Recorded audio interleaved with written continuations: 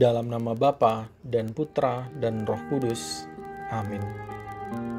Saudara-saudari yang dikasihi Tuhan, mari kita siapkan hati kita untuk mendengarkan firman-Nya. Inilah Injil Yesus Kristus menurut Lukas. Dimuliakanlah Tuhan. Sekali peristiwa, Yesus mengajar orang banyak. Seorang dari orang banyak itu berkata kepada Yesus, "Guru, katakanlah kepada saudaraku supaya ia berbagi warisan dengan aku." Tetapi Yesus berkata kepadanya, "Saudara, siapakah yang telah mengangkat aku menjadi hakim atau pengantara atas kamu?" Katanya lagi kepada mereka, "Berjaga-jagalah dan waspadalah terhadap segala ketamakan.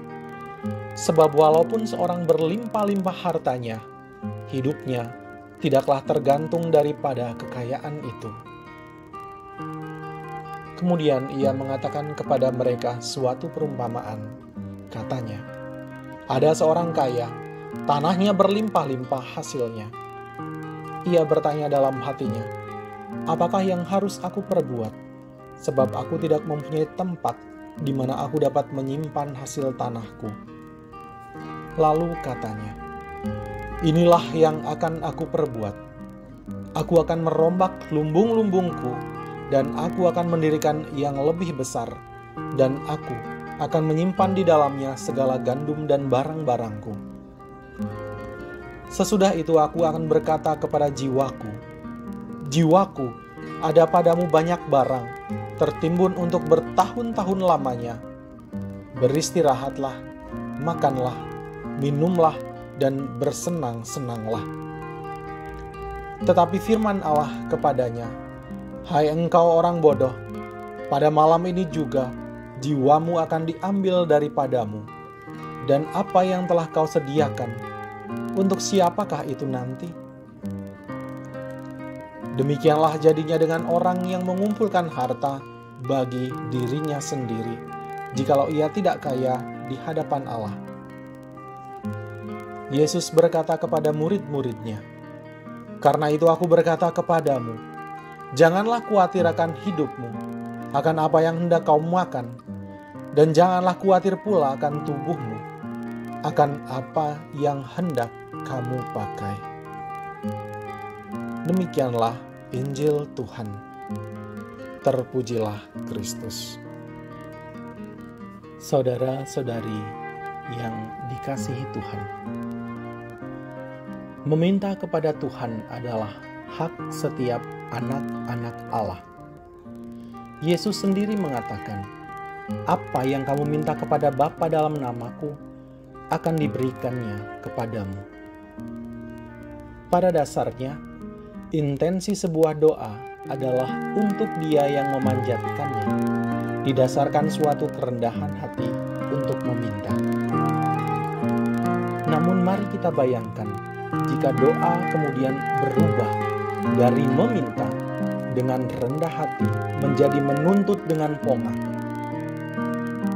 Jika suatu saat doa kita berbunyi, "Tuhan, tegurlah sesamaku, dia sombong, congkak, angkuh, pelit, kotor," waspadalah. Permintaan kepada Allah mestinya terlebih dahulu mengubah hidup kita menjadi lebih baik. Ketika orang itu minta kepada Tuhan, "Guru, katakanlah kepada saudaraku supaya ia berbagi warisan dengan daku." Mungkin kita berpikir bahwa saudaranya adalah seorang yang pelit.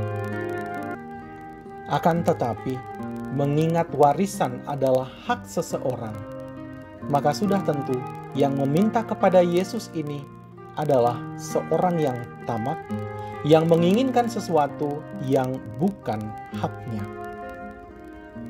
Ketamakan menghantar manusia kepada kebinasaan karena menjadikan ia jauh dari Allah.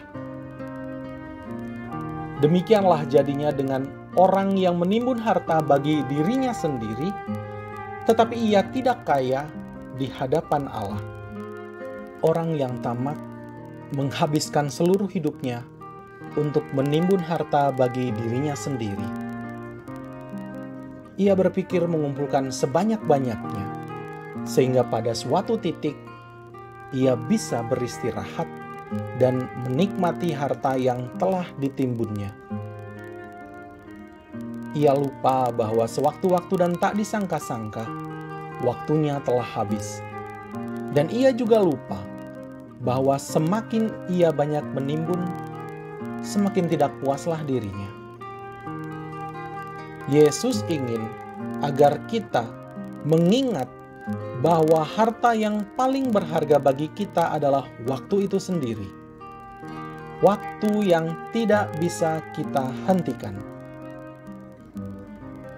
Maka yang boleh kita lakukan adalah menjalankan hidup kita dalam perputaran waktu dengan penuh rasa syukur dan menjadikan diri kita kaya di hadapan Allah.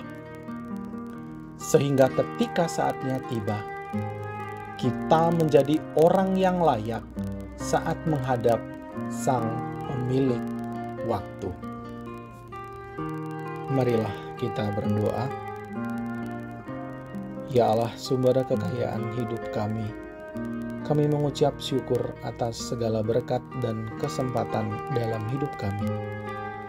Segala sesuatu telah Engkau siapkan bagi kami, sehingga kami dapat menjalankan hidup dalam kecukupan. Ajarlah kami untuk bisa menimbun harta surgawi dalam hidup kami. Hindarkanlah kami dari ketamakan dan ajarlah kami untuk peduli terhadap sesama. Demi Kristus Tuhan dan pengantara kami. Amin. Kemuliaan kepada Bapa dan Putra dan Roh Kudus, seperti pada permulaan, sekarang, selalu, dan sepanjang segala abad. Amin. Dalam nama Bapa dan Putra dan Roh Kudus. Amin.